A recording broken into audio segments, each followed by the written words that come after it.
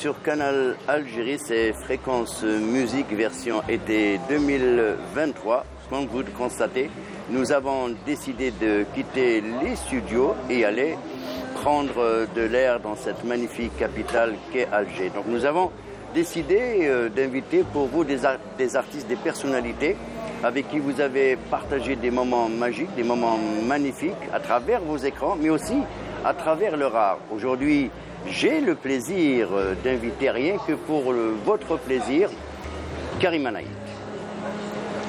Karima Naït. Bonsoir Hakim, merci pour cette invitation. Oui, ça va dans ce beau lieu, c'est génial. Merci pour l'invitation, ravi. On va y revenir juste après une petite biographie. D'accord, ok. Ok.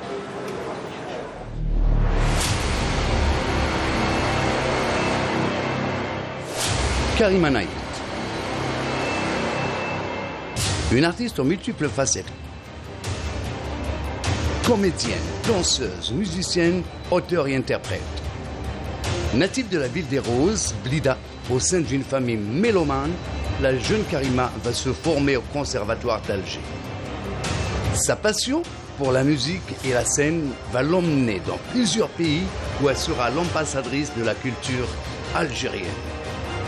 Ces voyages enrichissants vont lui permettre d'ouvrir des horizons artistiques, car Karima n'hésite pas à brasser et à fusionner des notes, des rythmes et des sons venus d'ailleurs. Aujourd'hui, elle est l'invitée de Fréquence Musique et elle va nous ouvrir son cœur. Qu'est-ce que ça vous rappelle Alger? Déjà, ça me rappelle beaucoup de souvenirs, bien sûr, mais on est à côté du TNA, le Théâtre National, donc c'est un retour vers de très beaux souvenirs et en même temps des souvenirs poignants aussi. J'ai passé beaucoup de temps ici. C'était notre petit refuge aussi après les répétitions. Donc, tous les artistes de manière générale, c'est le point de rencontre des artistes ici et c'est génial. Voilà. C'est la chanteuse aux pieds nus avec le temps. Oui. C'est l'étiquette que vous portez. Je rappelle, vous avez quitté Oran à 13 ans, je crois. Exactement, oui, exactement, à 13 ans. Oui. À 13 ans, je suis restée en fait 8 ans à Oran, la Sénia. Donc tu débarques à Alger? Oui, venant d'Oran, j'avais 12 ans, exactement, oui. Moi, ce que j'ai trouvé de génial, c'est que dès le bas âge, tu t'es imprégné de la chanson Letmengled, Didi. Ah oui, oui. Alors ça, c'était grâce à mon père, on va dire. On faisait les voyages Wahran, la Kabylie, Zouga plus exactement. Et pendant tout le trajet, on écoutait donc Idir, Etmenguillet, tous les Taous Amrouch, le terroir ancien kabyle. Et moi, j'étais derrière la voiture, j'étais là avec ma fenêtre et je rêvais, je répétais après eux, je m'imaginais comme eux, voilà.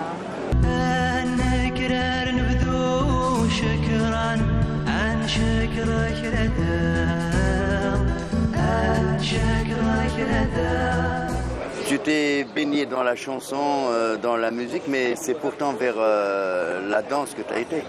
Oui, bien sûr, la danse a été mon point de départ parce que moi je venais déjà à cet âge-là de la gymnastique rythmique, mais j'étais omnibulée par les tutus blancs. Voilà, on passait de temps en temps des ballets de danse classiques à la télévision algérienne et ça me faisait rêver. Donc je voulais vraiment faire de la danse, c'est déjà très très jeune. Ouais, la danse d'abord.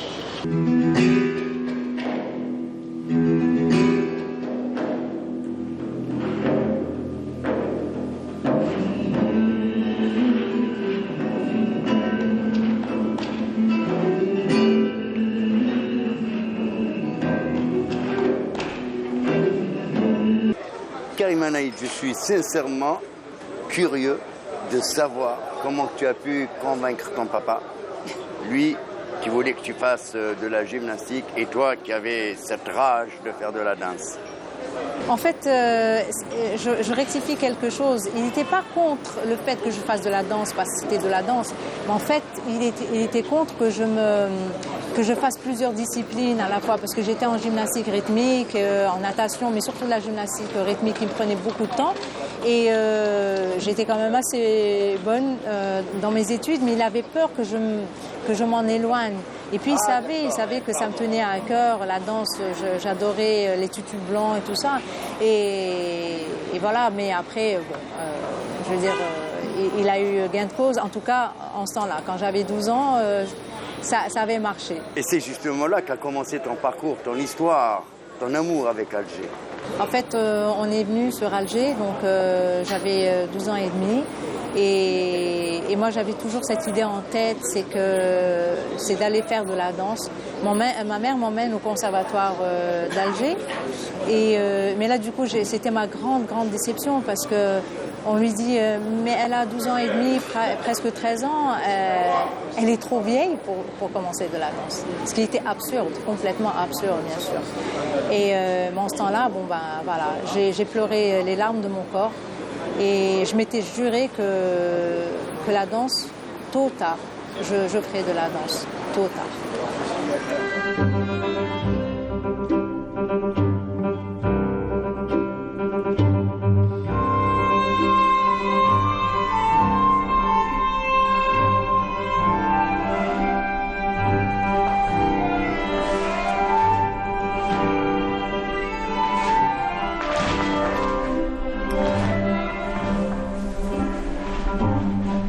1998, c'est ton départ vers le pays des pharaons, l'Égypte.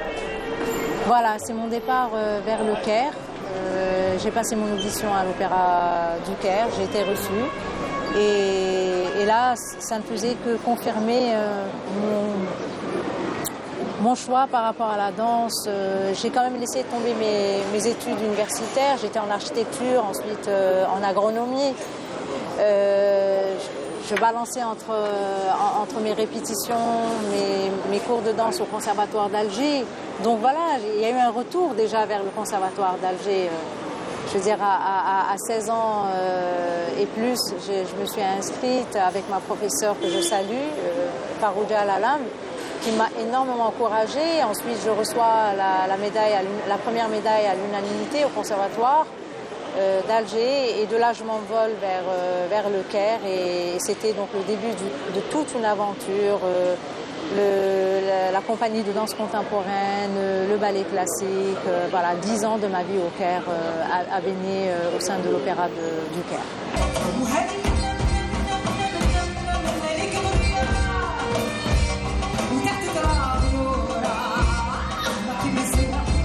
وفقرتنا التالي رح تكون مع كريمة نايت يلي رح تتحدث عن أعمالها الموسيقية اللي مزجت الورلد ميوزك بالموسيقى الشرقية بالإضافة لمسيرتها الفنية بالتمثيل المسرحي. Check this out.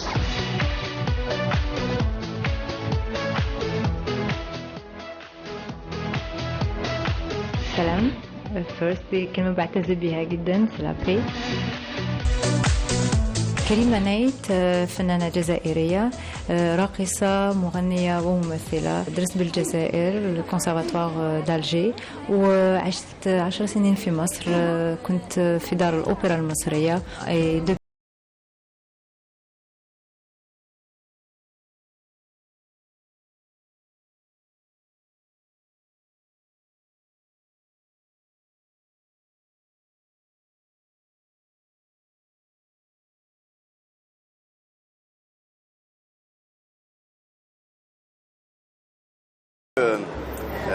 Karima Naït est plus connue en tant que chanteuse, mais rares les personnes qui savent que tu es une comédienne, que tu es une danseuse. Très bonne question. En fait, c'est parce que quand j'ai sorti l'album en 2012 en Suède, bien sûr, j'ai tenu à le sortir dans les pays arabes et en premier en Algérie.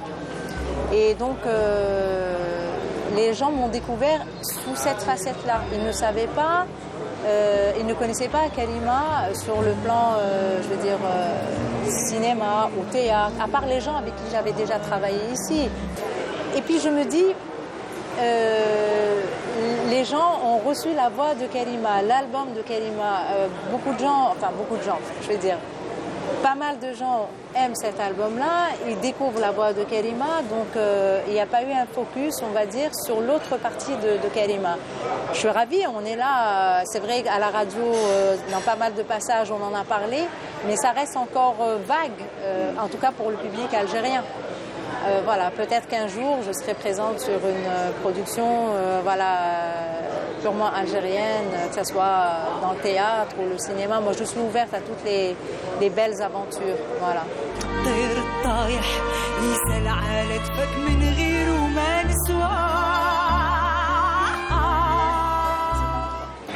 Karima Naït est connue pour être l'une des rares artistes à ne pas avoir coupé le cordon ombilical avec son pays natal. Moi, j'ai été touché par une de tes phrases. Je ne porte pas le drapeau sur mon dos, oui, car ma voix l'exprime. En fait, qu'est-ce que tu voulais dire? Alors, ça peut paraître prétentieux de dire ma voix. En fait, c'est parce que c'est tout mon côté algérien. Je ne peux pas l'effacer. Il est là, il est présent, que ce soit dans mes écritures, dans ma façon de chanter. Je l'avais dit aux musiciens en Suède, par exemple, de par mon expérience en Égypte, je vais y revenir, mais la première fois que j'avais rencontré les musiciens, mis à part le compositeur avec qui j'ai travaillé pour composer les chansons, ils ont commencé déjà à la première répétition à essayer d'aller vers des tonalités un peu, pour eux, orientales, mais alors je disais non, moi si je suis avec vous, moi je vais écouter ce que vous pouvez m'amener en tant que Karima. Moi, je suis algérienne. Je porte toute cette richesse, on va dire. C'est pas cette richesse, mais je porte comment dire, le timbre algérien dans ma voix. J'ai pas besoin que vous essayiez de vous rapprocher donc d'une musique algérienne ou d'une musique égyptienne non. Je voulais vraiment être dans ce contraste-là. C'est à moi de porter ce drapeau. جيل الحرية ماشي قدام وحلا ننسى وسط بلادنا الجزائر واقفة في كل زمان نبنيوها بشعار راية أجدادنا الله أكبر على كل لسان. Fayrouz reste quand même l'une de tes références, je pense. J'adore Fayrouz et j'étais petite, à 8 ans, j'étais sur ma balançoire, je chantais le Quds. Il paraît que tu connais tout le répertoire de Fayrouz. Tout, non, mais j'en ai écouté tellement. Et elle m'a bercée, même quand j'étais au Caire. Et j'aime beaucoup Kulthum parce que mes parents aussi mettaient beaucoup de Kulthum. Mais Fayrouz m'a énormément touchée. Même... On peut avoir un petit couplet de Fayrouz, juste pour le fun? Ici, à Tontonville. À Tontonville, du Fayrouz à Tontonville. Ben oui. Je sais pas, je vais dire نسم علينا الهوى من مفرق الوادي يا هوى نسم الهوى خدني على بلادي. Voilà, يا هوى خدني على بلادي.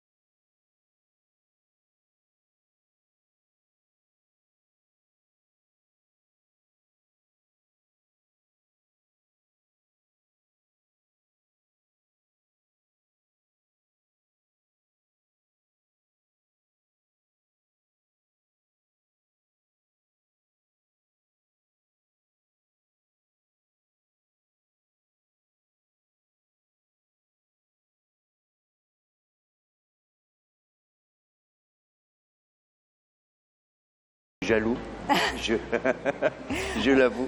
Tu peux venir t'entraîner avec moi, hein, il n'y a pas de souci. Ça m'arrive souvent de danser comme un canard, mais personnellement, quand je me regarde dans une glace, je trouve que je danse excellemment bien. Enfin, ça reste mon avis personnel. On arrive donc à cet endroit qui a marqué la culture algérienne, au Tiana, à Haïdine Bachtarzi. Nous sommes plus exactement à la salle Hajj Omar.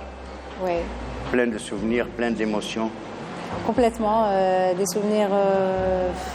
Je suis émue. Hein. Il y a quelques semaines, j'étais ici pour l'ouverture du festival avec mon concert de l'Union européenne.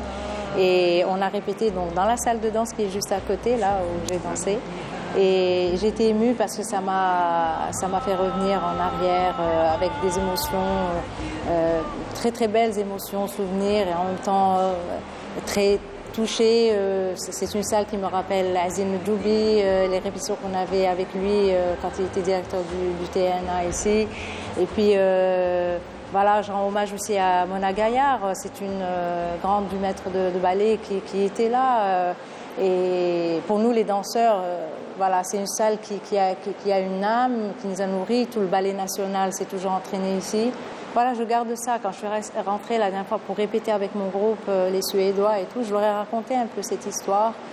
Et ça m'a fait vraiment chaud au cœur et ça m'a donné cette même, on va dire, hargne, ce feu sacré que les danseurs aiment avoir. C'est notre carburant, on va dire. Et je l'ai reçu pour ce Est-ce que c'est ce qui t'a donné cet air mélancolique sur scène ou à travers tes chansons? C'est tout un tout qui me donne cet air mélancolique. C'est depuis que je suis petite. Je suis assez sensible à certaines émotions, on va dire. J'étais une petite adulte, on va dire, une petite adulte. Et quand j'écris mes chansons, oui, il y a peut-être un goût de mélancolie dedans, dans ma façon aussi de chanter. Mais ceci dit, je suis aussi très... je suis quelqu'un qui fait beaucoup de blagues aux gens. J'aime rire, j'aime... voilà, Donc oui, c'est une salle où il y a eu beaucoup d'émotions. Et comme je disais, j'ai cette mélancolie, puisque tu le demandes, dans mon écriture, dans ma façon de chanter des fois avec ma voix et tout ça, mais j'ai aussi un côté que les gens ne connaissent pas. Je suis très blagueuse, je fais beaucoup de blagues, j'essaie de faire peur aux gens, je fais des petits machins comme ça et on en rigole et j'adore faire ça. Mais la mélancolie, oui, elle est énormément présente chez Karima Naït, effectivement. Du moins, c'est ce que je ressens quand je te vois sur scène. Ben écoute, tu sais... Je parle de choses dans mes textes, je parle de choses, comme je l'ai dit, dans quoi d'autre, vues ou vécues par moi ou par d'autres, par mon entourage. J'ai vu ici en Algérie ou en Égypte ou dans tous les pays, par exemple, du monde arabe où j'ai été avec l'opéra, ou ensuite en Europe. Je discute beaucoup avec les gens, je suis attentive à leurs histoires. Et c'est pour ça que quoi d'autre, c'est un ensemble de caractères, de gens qui viennent raconter leurs histoires et on est là pour les écouter autour d'une table et chacun a quelque chose à dire. C'est pour ça que je l'ai intitulé « Quoi d'autre ?» Qu'est-ce que vous avez à dire d'autre? Il y aura toujours quelque chose à dire, en fait. Voilà.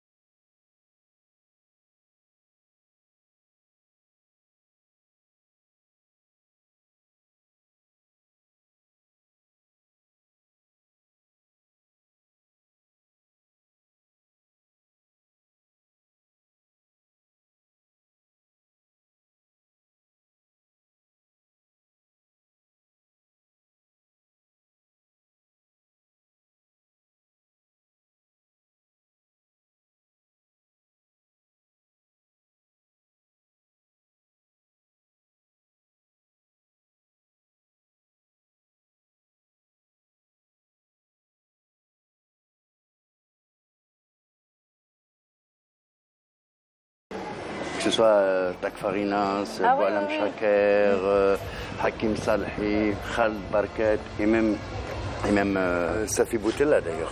Ah oui, effectivement. En tout cas, me concernant, il y avait le Rêve Bleu, le grand spectacle Rêve Bleu, danse.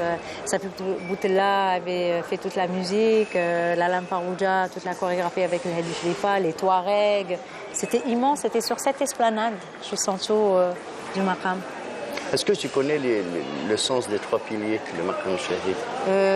Je pense que c'est, tu me corriges, c'est donc résistance, combat et liberté. Absolument, c'est un petit peu quelque part le combat des Algériens durant la Révolution, et c'est quelque part aussi ton combat depuis. Je pense que c'est... oui, moi, oui, c'est bien de le dire comme un combat parce que l'artiste, de manière générale, quand il n'est pas vraiment soutenu, c'est un combat qu'il doit mener parce qu'on a envie de baisser les bras. En fait, tout porte à ce qu'on baisse les bras à des moments très difficiles. Et puis après, on remonte là. Oui, c'est un combat, c'est un éternel combat, je pense. Les rêves, souvent, sont réalisés quand on le veut. Quand on le veut, je pense que oui, bien sûr, mais je pense que la persévérance, la volonté, il faut y croire. On a des moments difficiles, il faut les remonter, il ne faut pas douter de soi, et il faut apprendre, observer. Il y a beaucoup de choses, je veux dire, on ne peut pas rester les bras croisés et se dire que les choses vont venir d'elles-mêmes. Ce n'est pas évident, et je pense qu'en tant qu'artiste, on continue à faire et à faire et à faire. C'est jamais acquis, hein, c'est jamais acquis. Et aussi, je pense, et j'en suis absolument persuadée, qu'il ne faut jamais se dire « je suis arrivée ». Et ça, la discipline de la danse, déjà, elle nous l'apprend très jeune.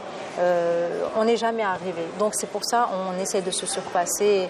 À la limite, ça devient... Là est la transe, en fait. De se dire toujours, c'est pas parfait, il faut refaire, il faut ceci, il faut cela. La persévérance. La persévérance. Karima Naït, merci beaucoup. Merci à toi, Hakim. Ce merci à fut un plaisir. Merci. Ce fut un voyage à travers le temps, de toute complètement, façon. Mais... Moi, donc tu parlais, moi j'imaginais un tas de choses. Merci d'avoir accepté. On aura le plaisir de se retrouver une autre fois. Peut-être ce jour-là, tu seras sur scène. Inch'Allah. Et puis merci à vous de nous avoir suivis. J'aurai le plaisir de vous retrouver dans un prochain épisode de Fréquence Musique. Aujourd'hui, c'était la fréquence musicale de Karima Naït. Salut.